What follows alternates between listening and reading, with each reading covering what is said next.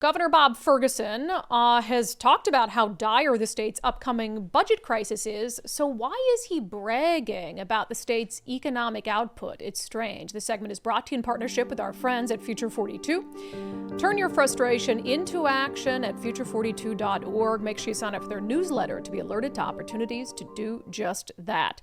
So as you know, earlier this week, the Office of Financial Management put out a pretty doom and gloom letter about the state of Washington's budget, its fiscal cliff we're heading towards, saying it might be the most difficult one that any of them have ever had to navigate before. Of course, they blamed things like inflation and population growth and didn't mention anything about out-of-control spending, because we know that the budget has increased at a rate that far exceeds both inflation and population growth. So I really felt like the letter was just one big cover for Bob Ferguson.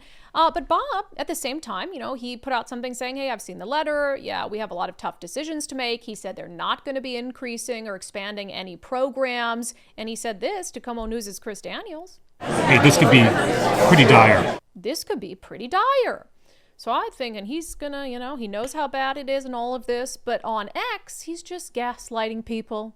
He's gaslighting people into thinking, it's not all doom and gloom like Brandy Cruz says. So he put out this, the nation's 250th anniversary State of the States report. So they do a State of the States report every year, but this one just happens to be 250 years since our country's birth. So this is 2026. And of course, he highlights only the things that look really good for the state of Washington. And it's just so tone deaf at a time when businesses are fleeing and when we're heading off a fiscal cliff. He says the latest State of the State report shows Washington ranks first in the nation in economic productivity, 9th highest in economic output, and 11th in hourly earnings growth. That's great news. But we must continue to work on tackling our economic challenges. Washington's income inequality is worse than half of the other states. Our poverty rate is middle of the road. He said some other encouraging findings. Washington is in the top third of states in average years of education, voter participation, life expectancy, and air quality. Look, he says he's bragging about us being first in the nation for economic productivity and ninth highest in economic output. Well, he does everything he can to decimate those statistics. Like, that should make him stop and think, like, hey, our state has been doing pretty well. Maybe we shouldn't punish job creators.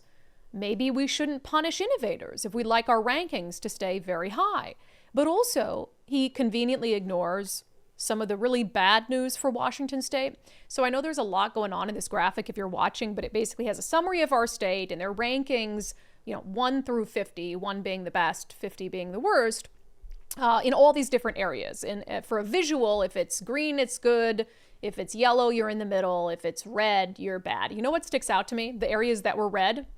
Depression. We are 47th for depression. And 36th, and also red for youth depression. Now, darkness, maybe? Could be the darkness, but I also think everybody's got this victim mentality and they're always feeling like they're depressed. We're also red for fatal overdoses.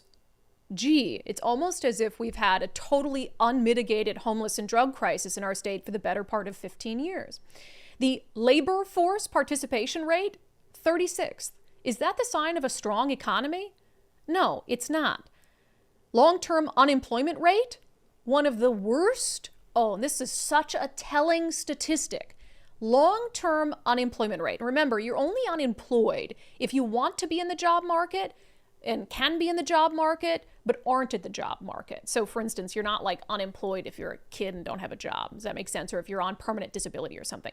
46th, one of the worst states in the nation for long-term unemployment. You know what that is? They get such good benefits and they get to suck on the taxpayer teat for so long that they don't need to be employed. Employment to population ratio also very, very low. I also think it's interesting, trust in the federal government. So it has this little trend line. Where is something trending up or is it trending down?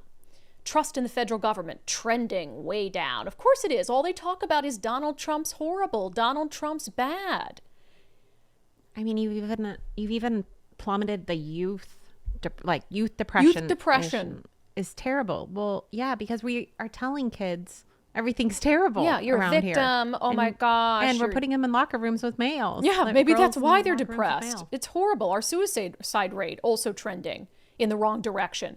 And this is telling. Satisfaction with your current life also trending in the wrong direction.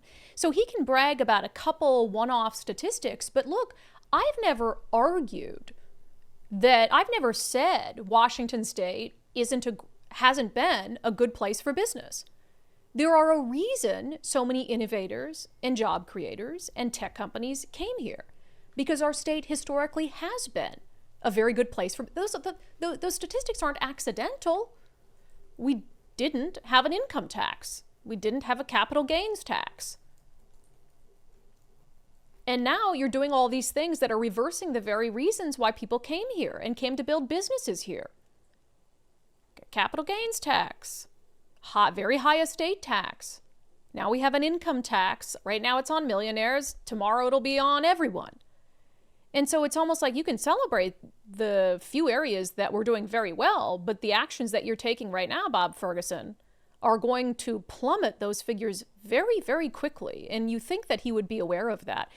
And it's a good time to remind you that next week we're off the show, but I will be doing a series of reports on why people are leaving Washington State for Idaho. And certainly they're leaving for other red states as well, but we talked to multiple business owners who have taken their money and their jobs and all the other taxes and revenue they contributed to our coffers and left the state. We also talked to 7 political refugees who decided to leave the state for a variety of reasons. And we talked to 2 of the top real estate agents in Idaho about what they're hearing from people who come there from Washington State. Washington now represents 50% of their business, people leaving Washington for Idaho.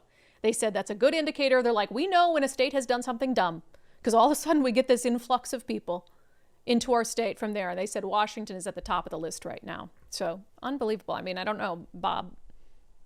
Spastic. Sending mixed messages, if you will.